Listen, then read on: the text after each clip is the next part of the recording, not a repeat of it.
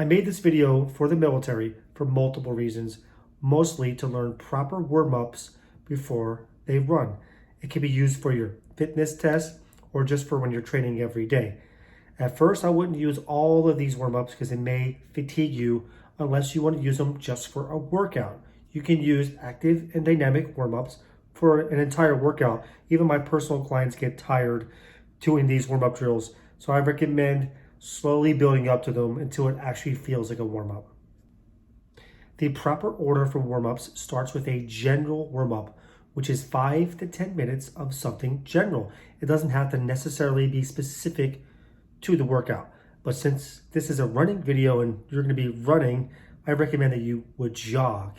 If you can't jog, then you would do bike or elliptical, then you're probably not doing a running workout that day, right? So you just have to somehow make it similar to what you're about to do. If you're doing weight training, then you can still do a general warm-up, then the specific warm-up would be whatever you're working out, the rotator cuff, things like that. So I'm going to teach you how to do a general warm-up, followed by an active, isolated stretching, finished with dynamic warm-ups. What is the purpose of a general warm-up? Well, the purpose is to gradually increase the heart rate, increase your oxygen levels, and you want to keep it steady. You also want to activate your central nervous system, prepare your body for your workout, increase the tissue temperature, basically your muscles, hence the warm up. This way you don't pull muscles, you can open up your stride, your lungs are opened up, you're not going to get lactic acid. If you don't warm up, well, your heart rate's going to spike when you start your test. I see the military fail in that every day. Every time I see it, they think they're conserving energy. It's the exact opposite. You're wasting energy. If you show up to your PT test and you just start running, your heart rate is going to spike like that. It's kind of confused. Your flight or fright syndrome enhances, which is not always a good thing. So that is sending adrenaline and blood to the muscles, and you may even get some lactic acid. So you want to gradually warm up with a slow jog. You ease back. Should take you about 2.5 minutes to run one lap. If you're not a great runner, you might want to do it in 3 minutes. When you get better, then you do 2 laps in about 5 minutes. So you're running about 60% of your intensity when you do a general warm-up. Now we get to the specific warm-ups, which do mimic the movements of the workout that you're about to do. Since running is mostly in the sagittal plane, which is flex, extend, right? Shoulders and the lats doing this, the hips and the knees moving. That's the sagittal plane. Most of your warm-ups should be in that plane, but we still want to do frontal and transverse plane to make sure everything is warmed up, including your groin, things like that. So active isolating stretching, what is that? An active stretch is using one muscle to contract and relax the opposite muscle. It's called reciprocal inhibition. That's how our body moves. When I flex my elbow, I contract my bicep and relax the tricep. The same thing happens with the quad and the hamstring. Now, if you're doing static stretching, you don't do that. You only stretch the muscle that you're stretching. The other muscle is not activated. Now, if I go like this, I'm using my back to stretch my chest. That's a natural movement. So you want to do a 1 to 2 second pause, which I will show in the following videos. So watch the following videos. I'm going to start with active stretching. It's going to lead right to dynamic, and then finish off with some warm-up sprints. As you see here, I'm doing reciprocal inhibition. This is stretching the calf and the hamstring muscles. Keep your back straight. Dorsiflex your toe towards your knee. Pause for 1 to 2 seconds. Use your hip to stand up by pushing your hip forward. To get the outside of your calf and outside hamstring, dorsiflex and also point your toe inwards. As you see here, I can do it walking forward. Same thing, 1 to 2 second hold. I put my foot slightly in front, reach towards my pinky toe, point my toe towards my opposite knee. Use your hips to stand up. By pushing your hips forward, it's going to activate your glutes as well. The active hip flexor stretch may be the most important stretch for soldiers. It'll help your lower back and increase your performance for running and your sit-ups. I put my toe slightly inward, similar to the last stretch I showed, and I'm turning towards the back leg. Now, how do I do this? I'll show it from the side. Bring your leg slightly backwards, not too far backwards. You want to squeeze the glute, avoid arching your back. In fact, try to flatten your back, and your pelvis is tilting backwards. Squeeze your glutes, turn towards the back leg, and you should feel it right in the front of your hip flexor. This will help you for warming up for your run and your sit-ups. By pointing the toe inward, it will enhance the stretch for your hip flexor and less on the quadricep. If your toe is pointed straight, then you're going to feel it more going down your thigh. Squeeze the glute, tilt your pelvis. That's called posterior tilt. By lifting the arm up, it's going to get more on the hip flexor that's attached in your spine. You're going to feel it right in your front thigh there. If you need to stretch your quadricep, I recommend holding on to something at first. You don't want to arch your back like this. See how I put my knee forward? I keep my pelvis aligned. If I go back too far, my back arches. Act like you're bringing your knee towards the wall as you're pulling your foot upward and almost flatten your back. Keep everything straight. Now to actively stretch it, then you just do it walking forward. Notice how I don't arch my back. I'm squeezing my hamstring in a way by stretching my quadricep. If you lack flexibility when doing this, if you're still arching your back, then I wouldn't recommend grabbing your foot with your hand. Just kind of kick your butt there by squeezing your hamstring and stretching your quads.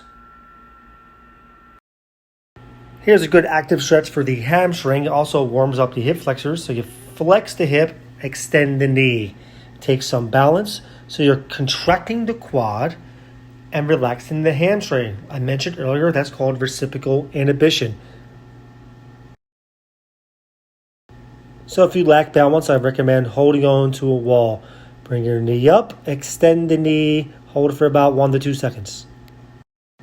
Running takes dynamic balance, so the gluteus medius is the biggest balance muscle of the hip.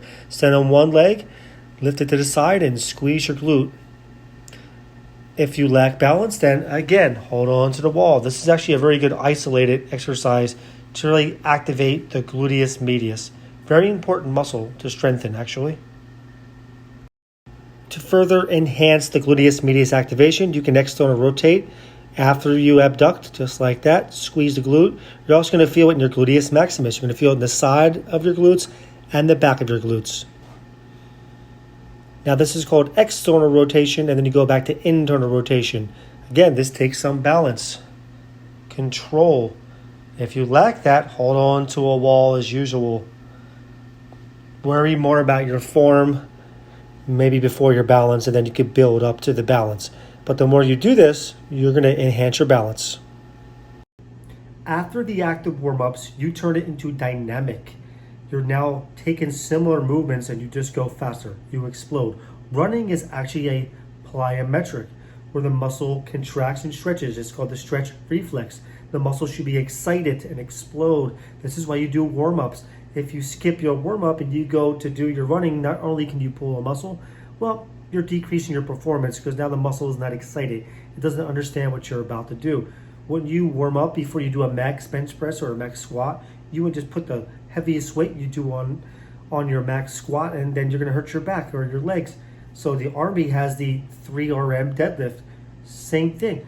Before you do your actual PT test or the combat fitness test in the Army, you need to warm up a couple sets before you do your actual max set for your deadlift. Same thing with running. Now it's time to get a little dynamic. I like to start with a light skip. Should feel nice and smooth on the balls of your feet. Should feel nice and light. You don't want to feel heavy. You should barely make a sound when you do this. Nice little light skip. And then you can also do butt kickers. This you can do in place, doesn't take much room. Again, you notice I'm not going too fast just yet. Squeezing my hamstring. I can go forward and backwards right here. You don't need too much room to do these things. On a track, you would do about 30 meters or maybe the size of a basketball court. You can pick up the speed just a little bit. Don't arch your back. Then I go into high knees. I'm getting my knees basically as high as I can. Flexing my hips, staying nice and smooth and light on my feet. And then you can go forward. I only have about 10 feet here, so I'm just kind of doing it in sets. And now I'm going a little faster, picking up the pace. I'm squeezing my hamstrings when I do this. Pop on my knees, not as high, but I'm doing it faster. Now I go into little high kicks to get the hamstring more dynamic. There you go. I'm using my arms for locomotion. You can even swing your arm across your body. Sometimes you get the leg gets up a little higher when you do that. And then I go to hip swings. So it looks like that external rotation during the active stretch, except dynamic warm-ups require momentum, because I'm trying to explode. I can add a little skip and hop to it if you have enough rhythm. Looks like a rain dance or something like that.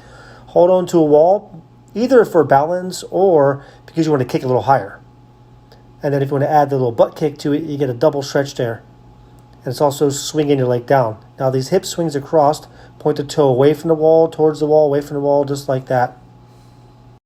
Now it's time to get more dynamic. These are called skipping for height, or some people call them Marios. Just like you're hitting those bricks, right? And the Marios, getting your points. Now I get more room outside, nice and light still. I'm on the balls of my feet. Now I'm going skipping for distance. So I go back a little farther and I'm skipping forward to throw my arms forward for locomotion. This is lateral movements if you want to get those in, especially before you do sports day. And you can add some crossovers in. See how nice and light I am, still on the balls of my feet. Keeping it a little short so I'm getting a little more hip rotation on this one.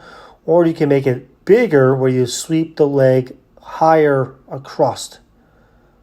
That's a good warm-up for the hips and the glutes. And you want to go both directions.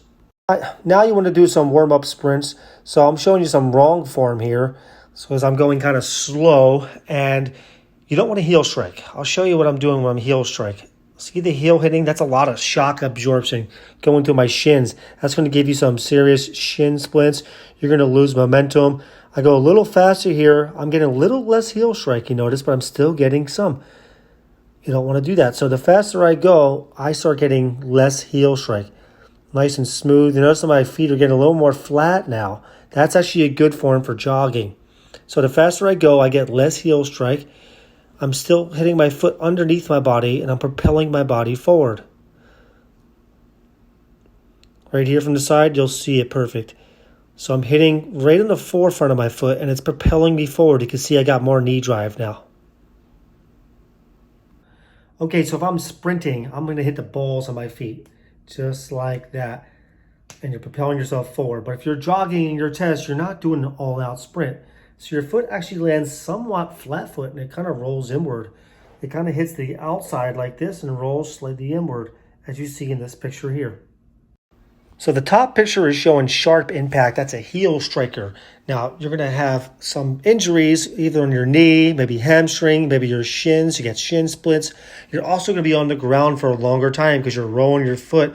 Now, a faster runner, well, they're on the ground less. They're basically floating, right? Whether you're a fast jogger or a sprinter. A smooth impact, you land somewhat flat foot when you're jogging, you roll slightly inward. Your feet should always land just underneath your body as if you're pulling your body forward with a slight lean. That's a smooth runner. That's what you should aim for. Okay, hopefully my video was helpful. Just to recap, start with a general warm-up, 5 to 10 minutes, about 60%. Just gradually get up the heart rate, oxygen levels. You want to increase your nervous system, prepare your body to work out, followed by active warm-ups that are going to mimic the actual movements of your workout. Typically, it's a 1 to 2 second hold, contracting one muscle, relaxing the opposite one. Turn that now into a dynamic warm-ups. When you're skipping, you're hopping, the muscles are getting the stretch reflex. Now your muscles are excited, they're ready to sprint. Mimic the movements.